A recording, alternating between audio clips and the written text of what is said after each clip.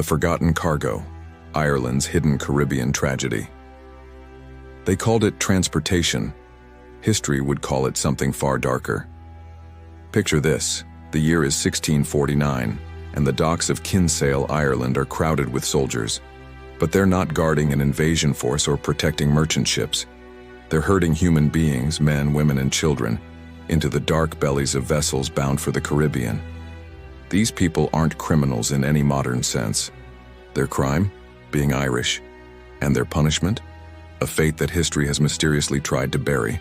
What I'm about to tell you is a story that's been whitewashed from textbooks, minimized in historical records, and deliberately obscured for centuries. It's the story of how thousands upon thousands of Irish people became the forgotten cargo of the colonial Caribbean trade, sold for less than the cost of a good horse worked to death under the brutal sun, and erased from the narrative of Western slavery. But here's where it gets disturbing. Why don't we know about this? The invisible crime. In 1625, King James I issued a proclamation that set a terrifying precedent.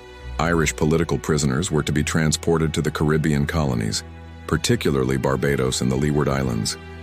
On paper, this seemed like forced labor, indentured servitude with a time limit.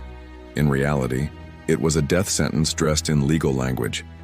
But here's the hook that should make your blood run cold.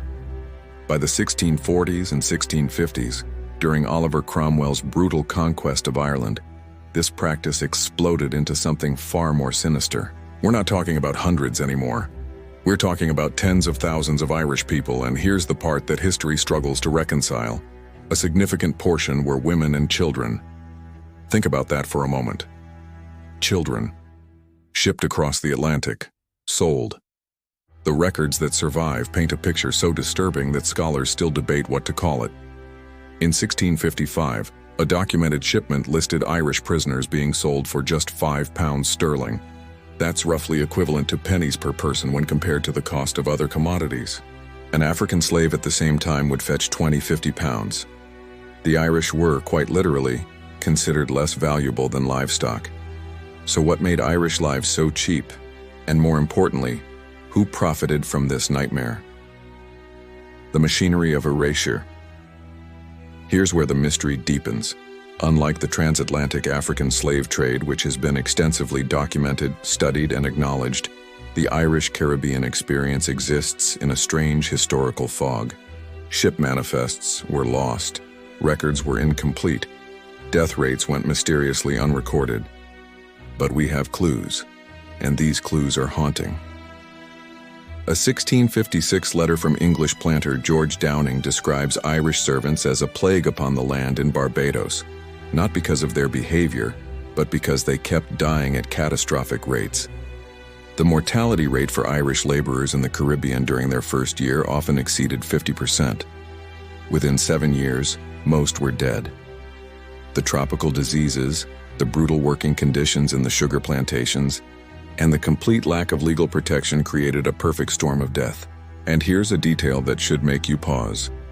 While African slaves were considered property with monetary value worth protecting, Irish servants had expiration dates. Their contracts typically lasted 7 to 10 years, but most never survived to see freedom. There was no financial incentive to keep them alive long term. They were disposable. But the most disturbing question remains unanswered. How many were actually sent? The numbers game.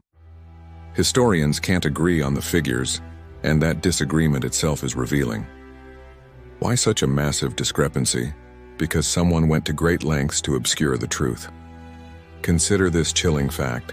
In 1652, Cromwell's regime began systematically clearing Ireland of undesirables, which included anyone who resisted English rule, Catholic priests, landowners who wouldn't surrender their property, and eventually just ordinary people caught in the wrong place at the wrong time. Contemporary accounts describe soldiers rounding up entire villages. A 1653 order specifically called for the transportation of Irish women aged 12–45 and boys aged 12–14 to Jamaica and Barbados. Let that sink in. 12-year-old children systematically shipped across an ocean. The merchant ships that carried them had a name for this human cargo. Refuse. not prisoners, not servants. Refuse. And here's where the story takes an even darker turn. The breeding scheme. This is the part of the story that history really doesn't want you to know about. Caribbean planters quickly realized that Irish women could be forced into breeding programs. By 1660s, there are documented cases of plantation owners deliberately forcing Irish women and African slaves to produce children who would inherit the slave status of their fathers, but have lighter skin that might be more marketable. It was called breeding stock, and it was official policy in some colonies. The infamous muster roll of Barbados from 1679 lists Irish surnames alongside racially mixed children, providing haunting evidence of this practice. These weren't romantic relationships. These were institutionalized sexual violence programs designed to maximize profit. And the children? They inherited slavery.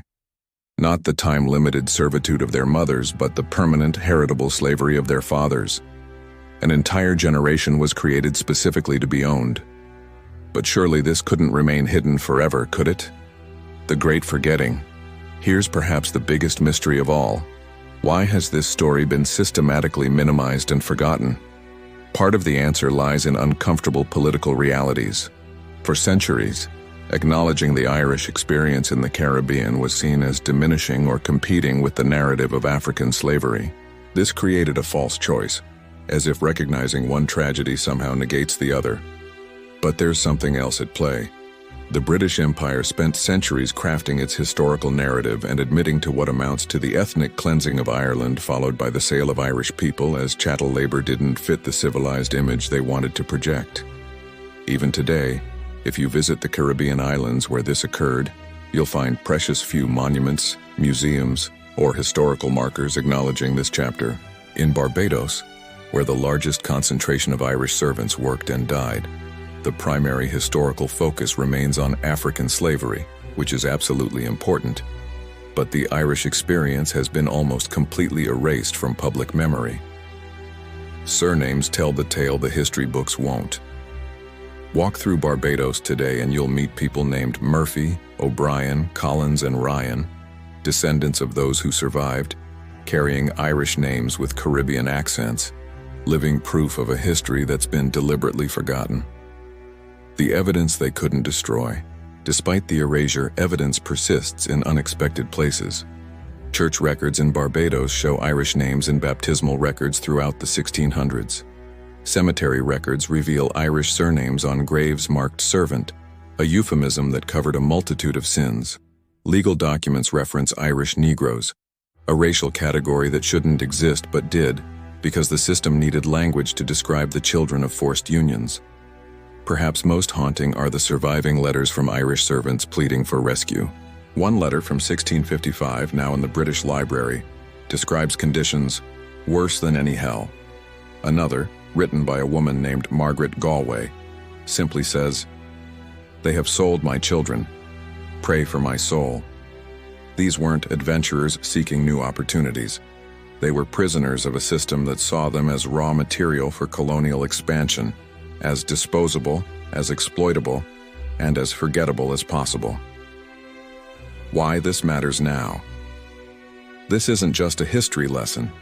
It's a mystery about historical memory itself. How does an entire chapter involving tens of thousands of people simply vanish from mainstream historical consciousness? What does it say about our understanding of colonialism, slavery, and human trafficking when we selectively remember some atrocities while forgetting others? The Irish Caribbean story doesn't diminish any other historical tragedy. It expands our understanding of how colonial empires operated, how racial categories were constructed and exploited, and how the powerful have always controlled not just the present but our memory of the past. The truth is uncomfortable. For decades in the 1600s, being Irish in the wrong place at the wrong time could result in you or your children being shipped across an ocean, sold for pocket change, and worked to death in the service of sugar profits. And someone decided you shouldn't know about it. If this story shocked you, hit that like button. If you think more people need to know about forgotten histories like this, subscribe to our channel. History isn't just about what we remember, it's about what we've been told to forget. Let's remember together. Drop a comment telling us what other hidden histories you want us to investigate. The past is full of mysteries, and we're just getting started.